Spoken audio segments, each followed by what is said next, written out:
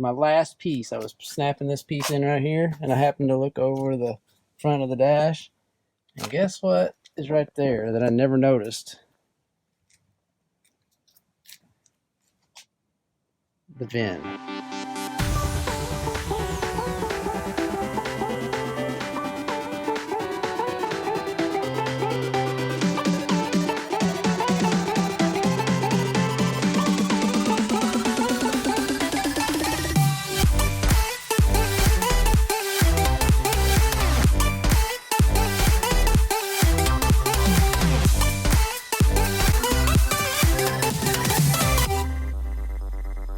Eeny, meeny, miny, mo. Paul says leather is the way to go. Which Jeep should I put in the shop first? Should it be his or should it be hers? I think it is going to be his. So let's go ahead, and the reason I'm saying that is because there's a lot of parts inside this one that we need to empty out. It's got like the front grille and the cowl and much stuff in the back that's been painted. It's kind of curing, so I kind of want to get that out of there and make sure nothing gets scratched, and then we'll bring that in the shop and start figuring out what's involved and getting this interior tore out. All right, so we've got the Jeep in the shop, and the first thing I did to start this interior swap was to go ahead and flip this top back so that I've got some headroom in here where I can see better, first of all, and I've got room to stand up, because the first problem on these that I've read about is to get this console out, is we've got to get this knob off of the four-wheel drive shifter, and it is pressed on there, and I've heard of people knocking themselves out trying to pull it off, and all of a sudden it lets go and they knock themselves in the head. And there's different ways of trying to get it off, but we're going to try to just man up and pull it off. But we have to get it in neutral first so that we've got a clear pull at it. So let's try that first, and then we'll start taking out the top part of the dash.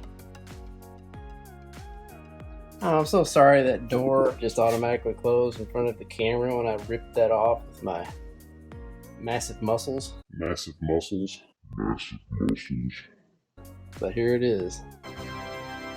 And it wasn't that bad. I think somebody's had that off before, because I've heard of people just not being able to get it off, and I just kind of grabbed it and it pulled off. So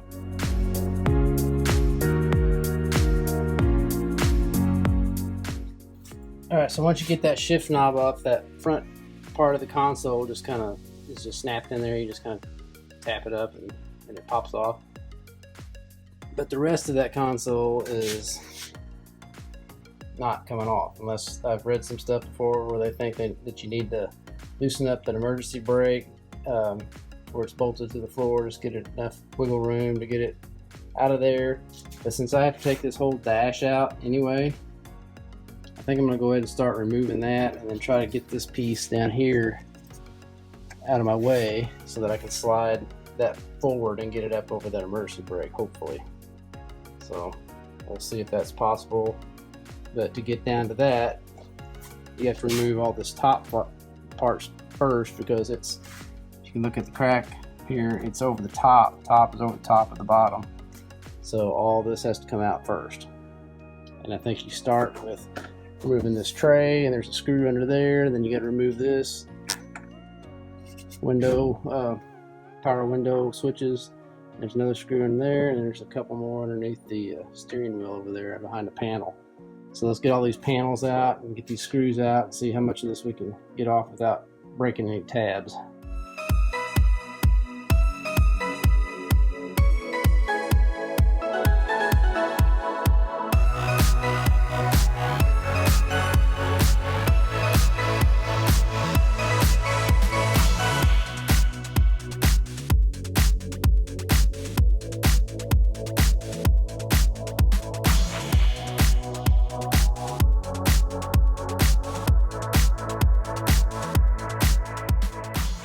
Alright, I think I have about everything out of there before I take the main part of the dash out. I think this little piece right here is separate too. There's if you saw, there was a little trim piece I took off that was right here. Well, there's a screw way up in there, and then one on this side, and I think those 2 screws are out. I should be able to pull this piece off that goes in front of the airbag. And I do have the battery unplugged in case there's any kind of a short or anything with the airbag. So we'll see if that comes off as easy as I think it will. And then after that happens, there's screws everywhere for this main part of the dash, like up under here, here, down there, there, up there, and then 4 or 5 more over on that side of the steering wheel. And we'll just go through and get them all and not force anything, just start trying to wiggle it around and make sure it's going to come loose, that there's not some hidden screw somewhere that we can't find. And hopefully when that gets out, we'll have enough space to play with this center console to get it out, I hope.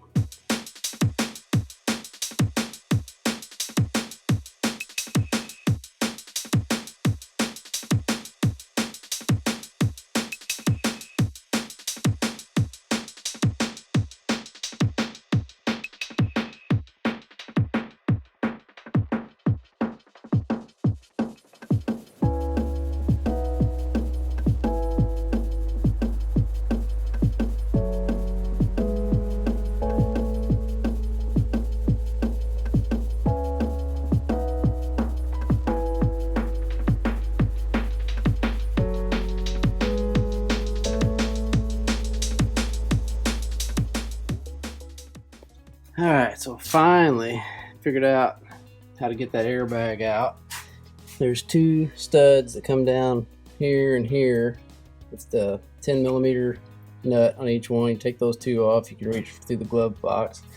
And then there's a little secret compartment, or a little secret cap that goes right in there. You pop that thing up, and then you stick a long socket through there and loosen up this nut, and the top of the airbag is slotted. It just slides out, and then you lift the whole thing up.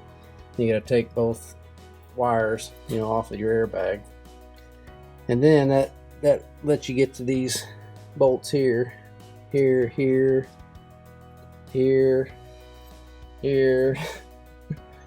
and there. Let's get all those out and see if it moves.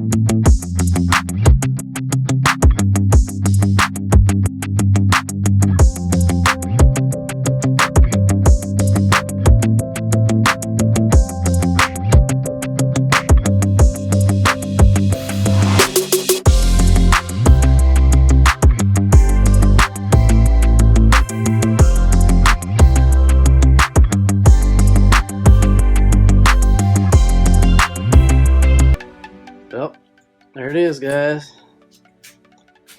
Completely disassembled. Everything that needs to come out is out. So, next step, go to the brown interior and get it all out.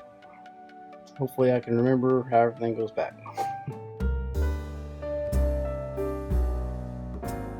Okay, so you saw the state of disrepair that Paul's Jeep was in after my disassembly period last night. So here's the next job. We have to do the exact same thing to this one that we did to Paul's last night. So that everything, which I didn't know this when we started last night, everything in that dash has to come out. But since we got it done last night, we ought to be able to do pretty fast since we know where every single screw is. So we'll start by getting that seat back out. and then trying the dreaded four-wheel drive shift knobber. 12 seconds later. Alright, so I'm going to town here, getting stuff torn apart.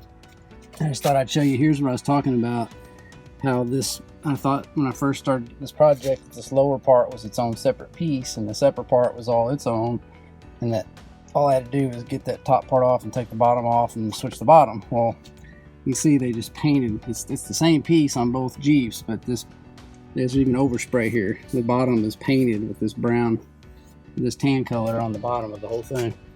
See the overspray from the factory right there? Special plastic paint. So that's what we're switching out. 2 hours later. Okay, so this one is gutted now, and it took me 1 hour. 1 hours later.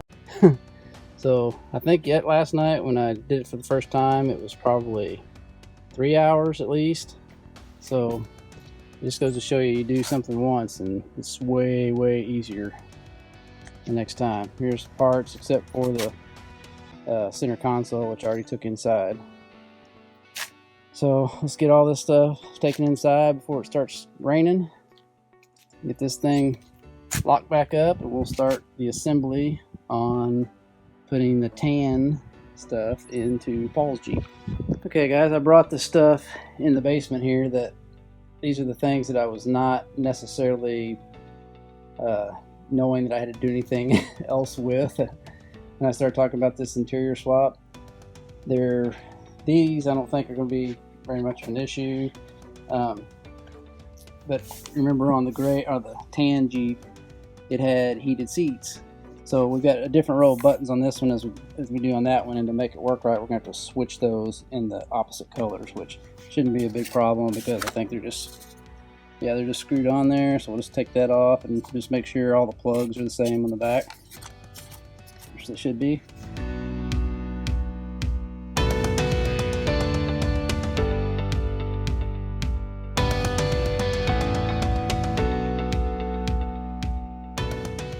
And then on the console, the tan Jeep, Beth's tan interior, has a plug here, you'll notice. This one does not. But it does have the little holes to put that plug in. So what that is, I believe, is I think it goes back to here. Yeah, that's your USB plug right there. So what I guess the best thing to do, and I don't know if it'll work, I'll just have to see.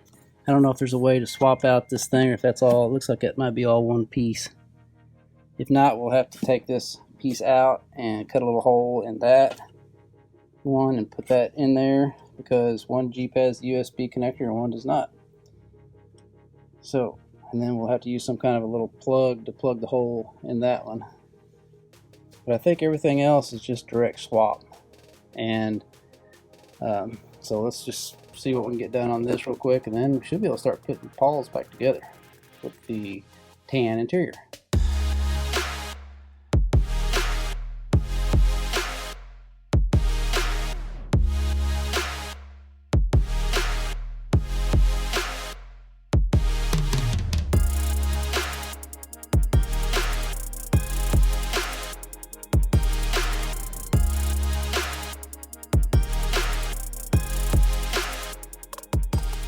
So all that stuff did come apart. So that's pretty much the last things that weren't apart in the interior of that Jeep. So now everything's been apart. The lids do come off. So I put the original owner's lid back. I'm going to put that back in their vehicle. Once you pop these little clips here, this flap opens, and there's 4 screws right there that you can take off to get that off. And then when you do that, this just slides out the bottom after you release a couple little clips in there. So now we'll switch, and I got to make sure that I do not put the wrong ones back in the I got to make sure I put the USB one in the black, because that's going in Beth's Jeep, and the tan one did not have it, and that's going in Paul's.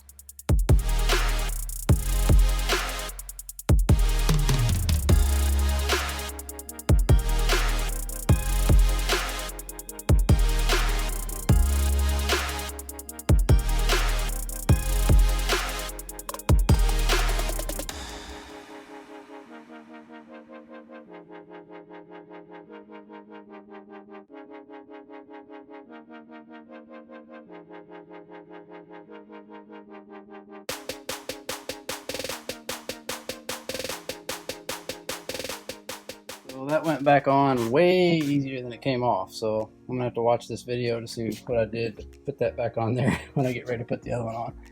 So now on with the, I will take the steering wheel back off. It's just sitting on there so the clock spring wouldn't spin. And I'll go ahead and get the tan dash in and we'll start screwing that thing in.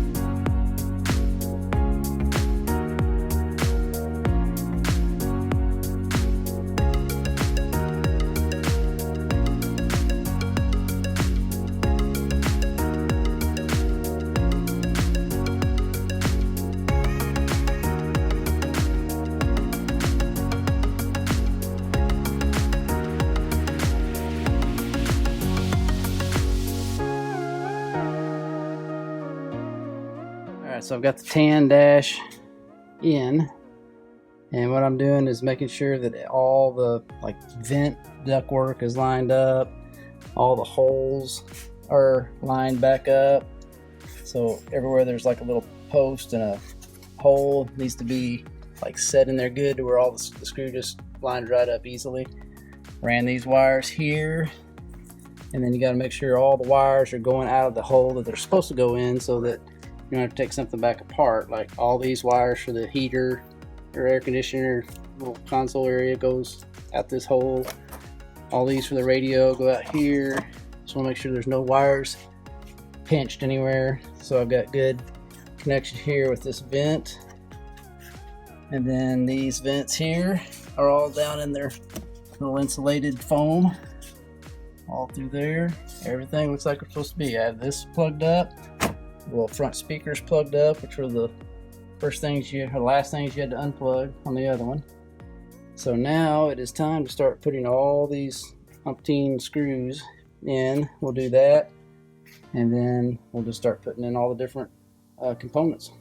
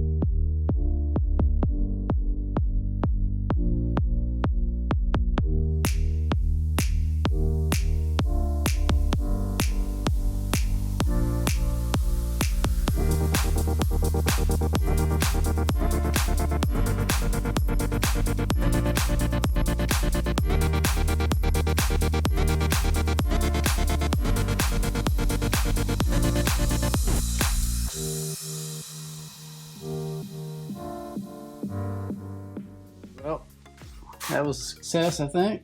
Everything's back together and everything works. So tomorrow night, it's late tonight. Tomorrow night I'm gonna get the door panels on and get the seats installed, all the plugs under those, make sure all the airbag lights go back off, and we should be done on the interior of this thing, I think. Still gotta put the visors back on this little trim piece up here, but other than that, should be good.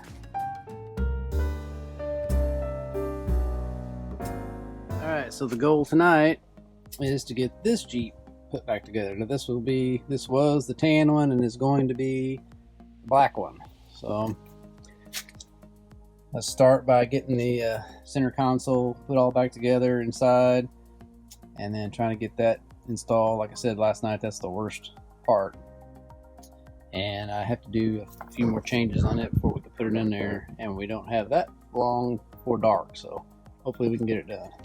A few moments later. Okay, the hard part's in there, console. So now let's jump over and start it in on the dash. And I'm probably not going to video this whole thing since you just saw me do it on the other one, but I'll give you updates. 12 seconds later. There's the main part of the dash in, all the screws are in. Now I'll start putting in the gauges and navigation and all that stuff. And steering wheel. 2 hours later. Alright, all the guts are in. Went back together easy. Now for the airbag. And then the finishing touches. 6 hours later. Alright, so that's it for the dash. Now I just have one more piece. Is that new piece we got for the manual shifter that goes on the center console. We'll try to get that twisted around and get it put in. And then we'll be done with the plastics. Oh, and by the way, my last piece, I was snapping this piece in right here, and I happened to look over the front of the dash, and guess what is right there that I never noticed?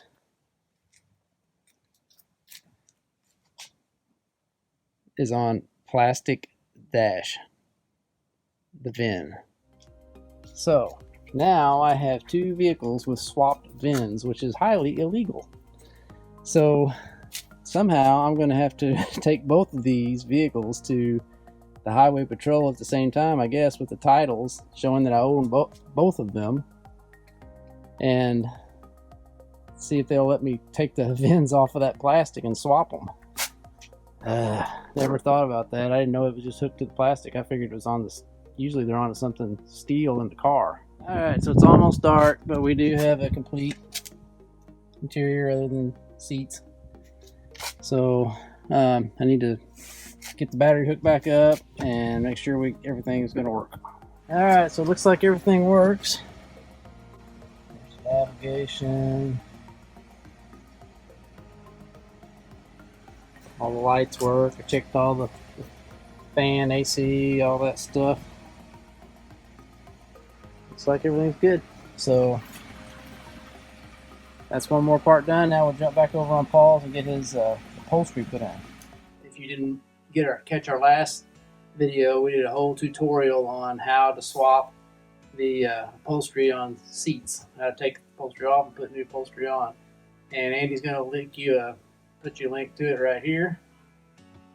But briefly, our problem was we had one Jeep that had heated seats with airbags and one Jeep that had no heated seats with no airbags, and we ended up having to switch the upholstery on the seats to make sure that when we hooked back all our plugs back in, that we didn't get any warning lights, and that the Jeep that did have heated seats still has heated seats. So check that out if you haven't had time to do that, but we won't go through all of it now. So let's go ahead and get Paul's leather seats put back in the Jeep.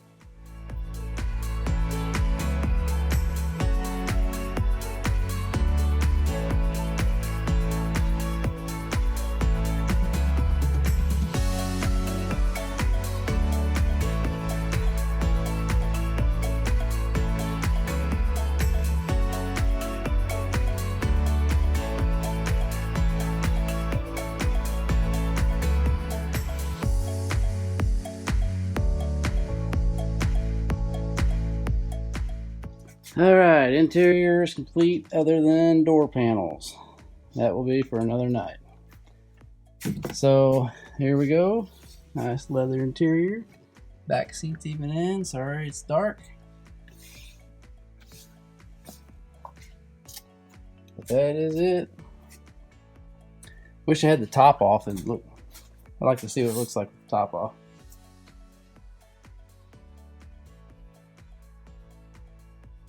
So now, on the next episode, we will jump back over here on the front, take this bumper back off, and start in on replacing any damaged parts from all the work that's been done over the last 3 months.